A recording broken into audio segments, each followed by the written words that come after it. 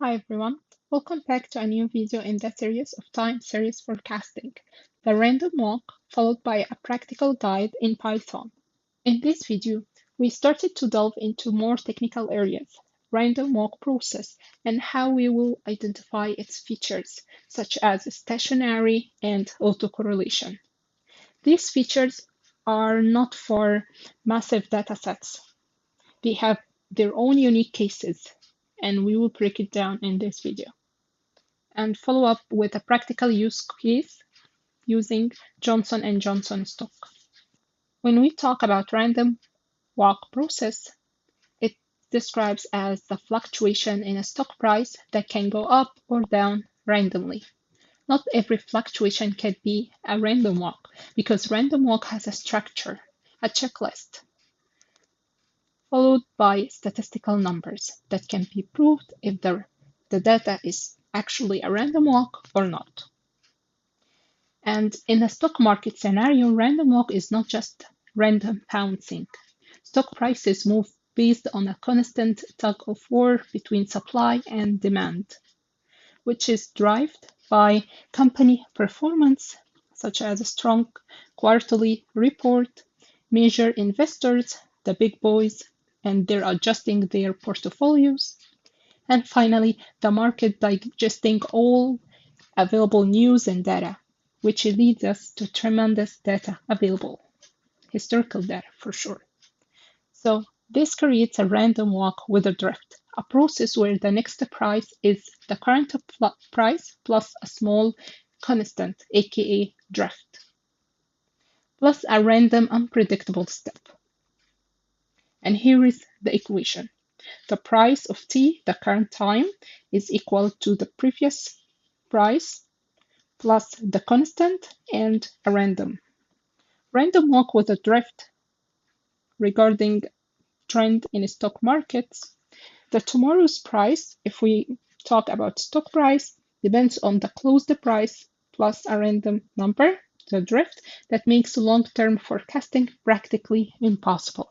The best we can often do is using naive forecast methods, as I will show you in the practical example on Johnson & Johnson or JNJ stock, that we will try to forecast a random walk.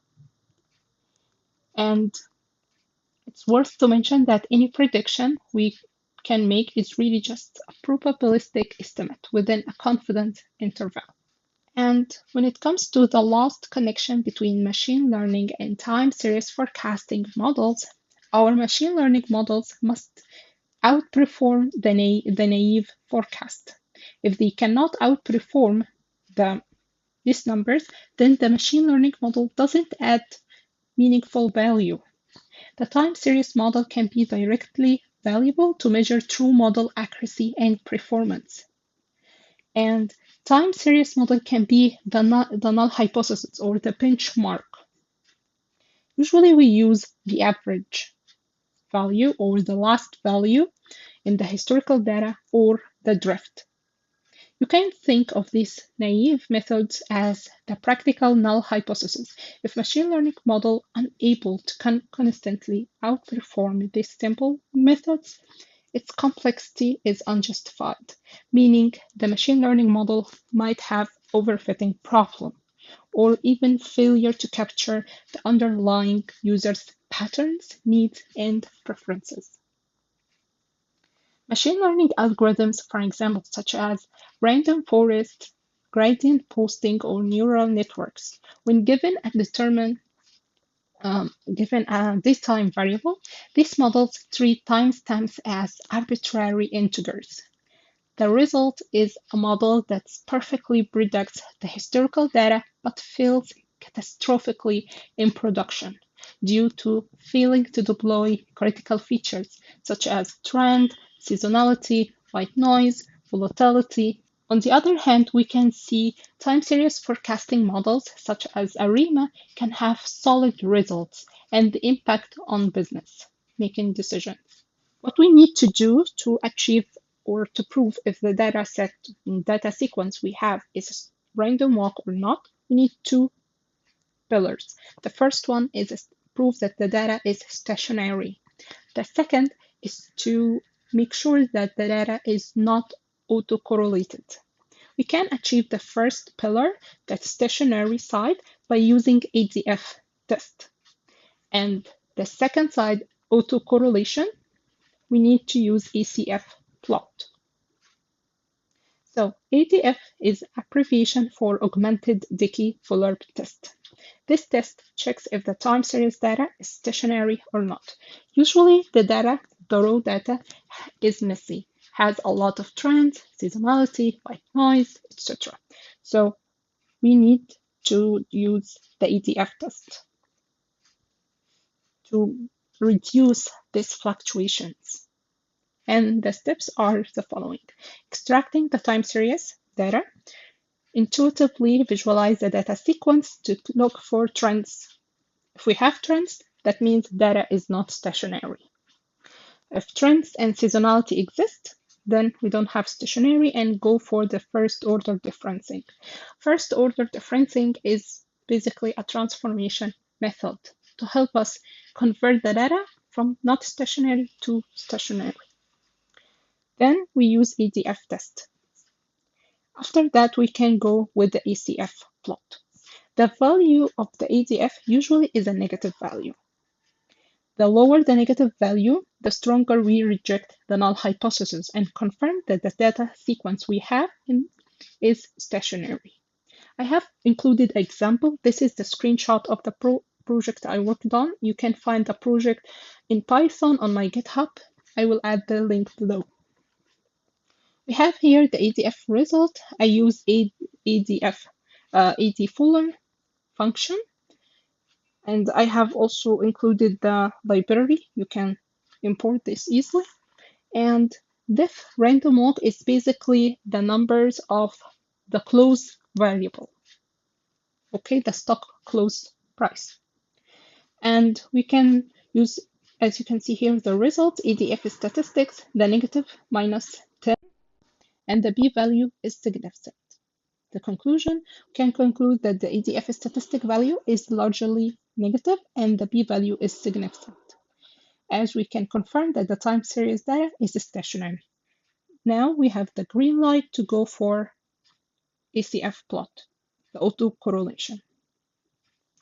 When it comes to autocorrelation variable, what do we mean when we talk about autocorrelation? So basically, it measures the correlation coefficients between the series and its lagged version. And usually it's ranging from -1 to +1. On the x-axis, we can see the number of lags, and the y-axis is the autocorrelation. Lag is simply the number of timestamps separating two values. Autocorrelation function, simply we can emphasize that it measures the correlation of the time series with itself. And plotting the ACF on a stationary data can help us to identify if we have a random walk or not. When plotting ACF, the data points represents the correlation coefficients. When these data, it should be this one, not these. Anyway, when these data points go up for short lags, they can decrease linearly as the lag increases. If the data is seasonal, the ACF plot will display cyclical patterns. And stats models library help us in visualizing the ACF plot, and you can import it as this. And as you can see here, I have added a small example of the lagged values. You can see here on the right side, the table month from 1 to 5 and the sales in units. So lag 1, the timestamp, the variation between two timestamps, we would compare the sales in month 2, 220, with the sales in month 1, 200. So the lag box. And then we have lag 2 that will compare 230 with the unit 200. This will be lag 2, etc. And finally, with the last slide, it's about practical example. So I have used JNJ dataset stock, and the project defined goals. I wanted to implement a time series forecasting model using RandomWalk with a drift, identify stationary, identify autocorrelation, and perform ADF test and ACF plot, and analyze the last 2 years. But actually, I have modified the dataset and added maybe the last 4 years on the last 5 years. So I have more than 1K of data points. Final results, I was able to add the ADF test, and the value is, I think it's like -20, between -20 to -23. And the p-value is absolutely significant. And I also identified autocorrelation and created 3 naive forecasting methods and forecast a random walk. Feel free to check this out on my GitHub account. And each stock has a different time range. So the original dataset has a lot of stocks, and I picked JNJ because it has the largest amount of data. And again, stock has different time range, depends on the company when it becomes public and started to selling its stocks. That's it for today. Thank you so much for watching. If you find my content useful, like this video and subscribe. Thank you, and I see you in the next video. Bye.